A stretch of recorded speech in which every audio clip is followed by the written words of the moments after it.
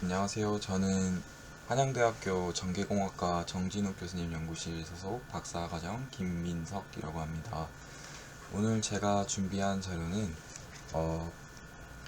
아르곤, 헬륨, 네온 같은 이제 비활성 기체들이 유도결합 플라즈마에서 나타나는 여러 가지 물리 현상들에 대한 연구를 진행을 하였고요. 특히 이제 E모드, 유도결합 플라즈마 E모드에서 이제 일렉트론 덴시티, 전자 밀도가 아르곤, 헬륨, 네온에서 우리가 흔히 아는 것과는 다르게 역전되는 현상을 이제 연구를 하였고요.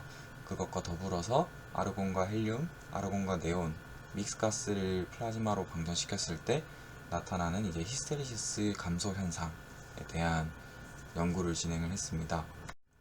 그래서 먼저 앱스트랙을 보시면요. 우리가 흔히 알고 있는 것처럼 이제 플라즈마가 잘 만들어지는 조건이라고 한다면 이제 이온화 에너지 레벨을 얘기를 할 수 있는데요. 우리가 아는 것처럼 아르곤, 네온, 헬륨 순서로 이제 이온화 에너지 레벨이 높아지고 그거에 따라서 이제 이온화가 될 수 있는 확률 자체가 낮아지기 때문에 우리가 흔히는 아르곤의 플라즈마 밀도가 헬륨이나 네온에 비해 이제 같은 흡수 전력 대비 전자 밀도가 더 높다고 알고 있습니다. 하지만 이제 그 유도결합 플라즈마에서 고압 조건 그리고 이 모드에서는 이러한 이제 우리가 알고 있는 것과 다르게 아르곤의 전자 밀도가 헬륨과 네온의 플라즈마 전자 밀도에 비해 낮게 나타나는 것을 발견했습니다. 이것에 대한 이유로는 충돌 에너지 손실을 이야기할 수 있는데요. 아르곤 플라즈마의 경우에는 이제 고압 이 모드에서는 드리베스틴 디스트리뷰션이라는 전자 분포를 따르게 되고 이 드리베스틴 디스트리뷰션 같은 경우에는 충돌 에너지 손실이 굉장히 큰데 네온과 헬륨의 경우 맥스웰리안 디스트리뷰션을 따르기 때문에 이러한 충돌 에너지 손실이 아르곤 플라즈마에 비해 훨씬 작아서 그로 인해서 이제 전자 밀도가 이제 좀 더 높은 곳에서 결정되는 것을 확인할 수 있었습니다.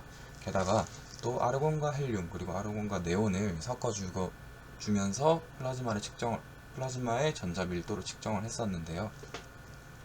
여기서 이제 아르곤과 헬륨 그리고 아르곤과 네온을 섞은 이유는 아르곤은 나머지 두 가스에 비해서 가스와 다르게 람사우 미니멈이라고 하는 이제 충돌 단면적이 최소값을 가지는 그런 현상을 가지고 있습니다.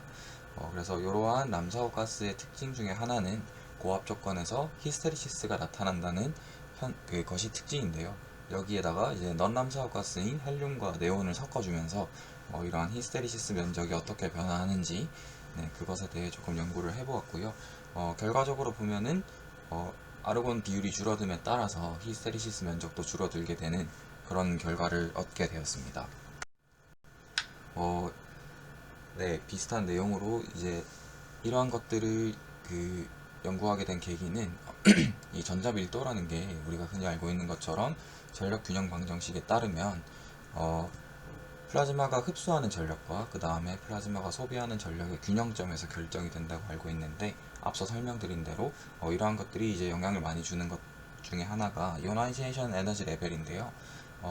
표시되어 있는 것처럼 아르곤의 경우는 15.7 일렉트론 볼트, 네온은 21.56 그리고 헬륨은 24.6 일렉트론 볼트로 아르곤의 이온화 에너지 레벨이 가장 낮아서 보통 이제 같은 인가 전력에서는 전자 밀도가 아르곤, 네온, 헬륨 순으로 나타나게 됩니다.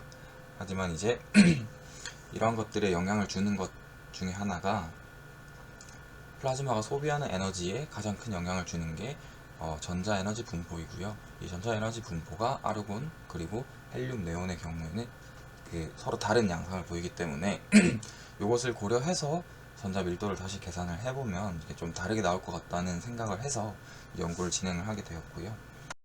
그래서 실험을 보시게 되면은 이제 실험은 플래너 타입 투턴 안테나로 구성된 ICP 챔버를 사용을 했어요. 구동 주파수는 13.56MHz를 사용했고 사용된 가스는 아르곤, 헬륨, 네온을 사용했습니다. 그리고 이 세 가지 가스를 이제 갖가지로 섞어서 또 실험을 진행을 했고요. 실험에 사용된 압력은 10ml에서부터 220ml로 진행을 했습니다. 전력 전달 효율을 측정하기 위해서 시스템 저항을 측정을 했는데요. 시스템 저항은 0.12ohm으로 측정이 되었습니다. 그래서 결과를 보시게 되면은 먼저 이제 그림 2, 그림 3을 보시게 되면 이것은 이제 전자 에너지 분포를 나타내는데요. 먼저 왼쪽 그림 같은 경우에는 220ml에서 실험을 진행한 것이고, 첫 번째 A 그림은 E 모드, B 그림은 H 모드를 나타냅니다. 아시다시피 EPF의 면적은 곧 전자 밀도를 나타내기 때문에 이 면적으로 눈대중으로 보시면 이제 아르곤의 밀도가 헬륨과 네온에 비해 낮게 나타나는 것을 확인할 수 있었고요. 그 H 모드에서 또 보시면은 이제 전자의 아르곤의 밀도가 훨씬 높은 것으로 볼 수 있습니다. 이게 로그 축이어서 이제 뒤쪽에 디플리션 되는 부분에 보시면은 이 교차가 크로스가 일어나지만, 사실 로우 에너지 지점에서는 아르곤의 밀도가 훨씬 높기 때문에 아르곤의 밀도가 높은 것으로 볼 수 있고요. 그것과 비교를 하기 위해서 10ml에서 비교를 해보면 아르곤의 밀도가 높게 나타나는 것을 알 수 있습니다.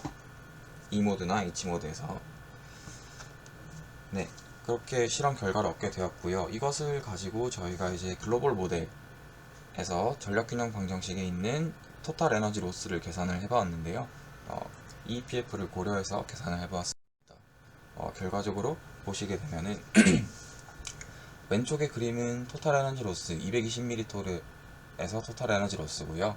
오른쪽 그림은 10ml에서 토탈 에너지 로스입니다. 보시게 되면 흡수 전력에 대해서 토탈 에너지 로스가 E 모드 0에서 10 사이는 아르곤의 토탈 에너지 로스가 가장 크고요. 그 다음 헬륨, 네온 순으로 나타나고 10ml에서는 헬륨, 네온, 아르곤 순으로 나타나게 됩니다. 그에 따라서 이제 밀도는 플라즈마 흡수 전력에 대해 플라즈마가 소비하는 전력, 이 균형점에서 결정되는데 아래와 같은 식으로 볼 수 있고요. 이 아래와 같은 식에서 토탈 에너지 로스가 같은 흡수 전력에서 가장 크기 때문에 아르곤에서, 이래서 밀도가 220ml에서는 아르곤이 가장 작게 나타나는 것으로 볼 수 있습니다. 이것을 이제 공간에 대해서 이제 이게 같은 논리를 가지는지 확인해 보기 위해서 공간에 대해서 플라즈마 밀도, 전자 밀도를 측정을 해 보았고요. 결과적으로 보면은 공간에 대해서도, 라디알 방향에 대해서도 같은 논리로 설명을 할 수 있는 것이 네온과 헬륨의 전자 밀도가 아르곤에 비해서 훨씬 높게 나타나는 것을 확인할 수 있었고요. H 모드로 트랜지션 되고 난 후에는 아르곤의 밀도가 네온과 헬륨보다 훨씬 높게 나타나는 그런 것으로 확인을 할 수 있었습니다. 이게 트랜지션 되고 나서 아르곤의 밀도가 높아지는 이유는 앞서 설명드린 것처럼 이제 아르곤의 전자 에너지 분포가 드리베스틴 분포에서 맥스웰리안 분포로 변화하기 때문입니다. 네, 이것을 토대로 이제 아르곤과 헬륨 그리고 아르곤과 네온을 섞어가지고 플라즈마 방향을 보았는데요. 위에 그림은 이제 왼쪽 같은 경우는 플라즈마 아르곤과 헬륨을 섞은 플라즈마고요. 오른쪽 같은 그림은 아르곤과 네온을 섞은 플라즈마입니다. 그래서 결과적으로 보시면 이제 아르곤의 비율이 점점 줄어듦에 따라서 히스테리시스 면적이 줄어드는 것을 확인할 수 있었고요.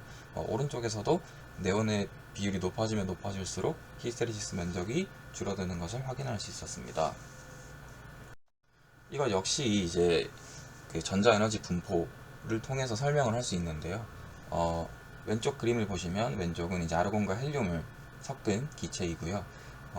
가장 맥스웰리안 타입으로 보이는 이제 이 퓨어 헬륨에서 밀도가 가장 높은 것을 확인할 수 있었고, 헬륨의 비율이 점점 낮아질수록 전자 에너지 분포가 드리베스틴 타입으로 변화하는 것을 확인할 수 있었습니다. 그리고 이제 오른쪽 그림의 A 부분에서도 네온 비율이 가장 높은 퓨어 네온에서도 맥스웰리안 타입으로 보이고, 이제 네온의 비율이 줄어들수록 점점 퓨어 아르곤으로 가게 되면서 전자 에너지 분포가 드리베스틴 분포로 변화하는 것을 확인할 수 있었습니다. 따라서 이제 이것으로 통해서 알 수 있는 것은 이제 히스테리시스라는 것은 이제 결과적으로 콜리전 에너지 로스의 차이에 의해서 생긴다고 볼 수 있는데, 이 콜리전 에너지 로스의 차이가 헬륨을 섞어주면 섞어줄수록 E 모드나 H 모드에서 드리베스틴 투 맥스웰리안이었던 것들이 맥스웰리안 투 맥스웰리안으로 변화하게 되면서 그 이필론 C 충돌 에너지 손실의 갭이 사라지게 되고 점점 줄어들게 되는 그런 이유로 인해서 히스테리시스 현상이 줄어드는 것으로 볼 수 있습니다. 이것을 눈으로 볼 수 있게 그림으로 나타냈는데요.